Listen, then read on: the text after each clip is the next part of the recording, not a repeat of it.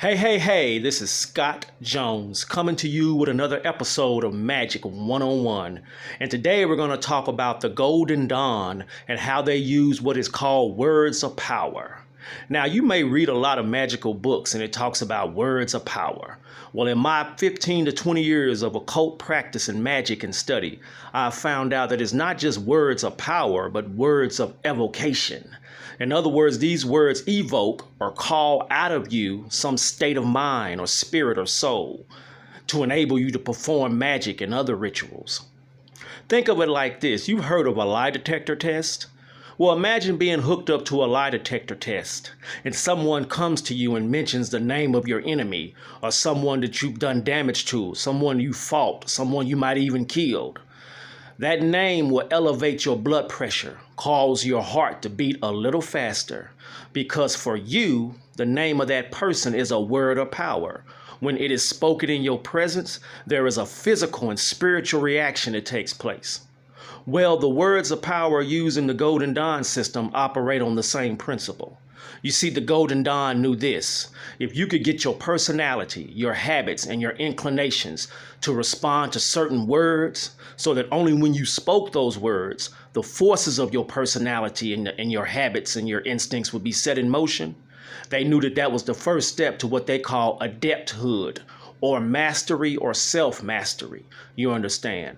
Or imagine someone speaking the name of a person who you just can't stand, to the point where you get actually physically ill at hearing their name. Well, that person's name is a word of power for you. So you get the idea. Words of power call out of you memories, experiences, forces. You understand?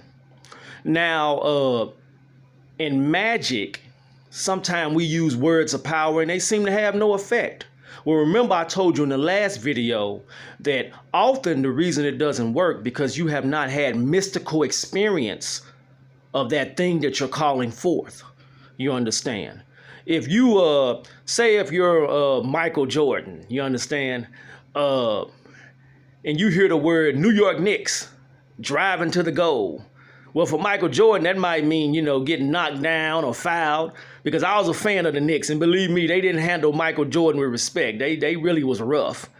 But if you said that to a soccer mom who's never driven to the goal, who's never played basketball, for her that wouldn't be a word of power.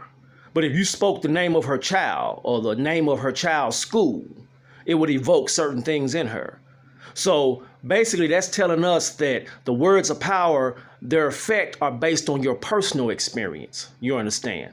And the Golden Dawn would take people through these rituals of initiation and use words of power that were designed to evoke out of them whatever it was that corresponded to that ritual. Each person is different because each person got different experiences. You understand? The knowledge of the words of power can be used to control your personality forces, like I said. But also what it does, it makes you aware of words of power we hear every day. We hear in the news certain words of power, and it evokes terror in us or anger. Well, when we become aware of what's being done to us, it's more difficult to manipulate us with just a series of words.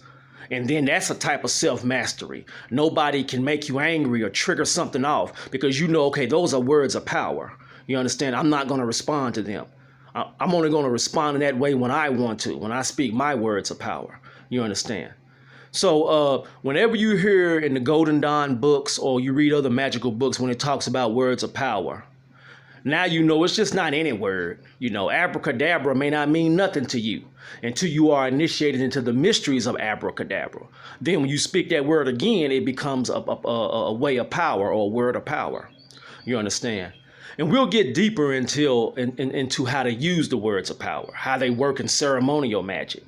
Because once you got enough words of power that connect you to different angels and spirits, and of course there's other entities you can connect to. You can see that in my past videos on voodoo and witchcraft.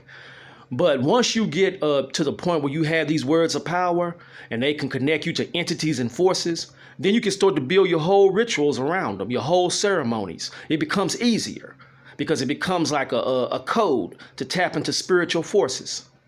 Well, we'll get more into it, but I wanted to drop that on you this Sunday morning. And this is Scott Jones. We'll talk later.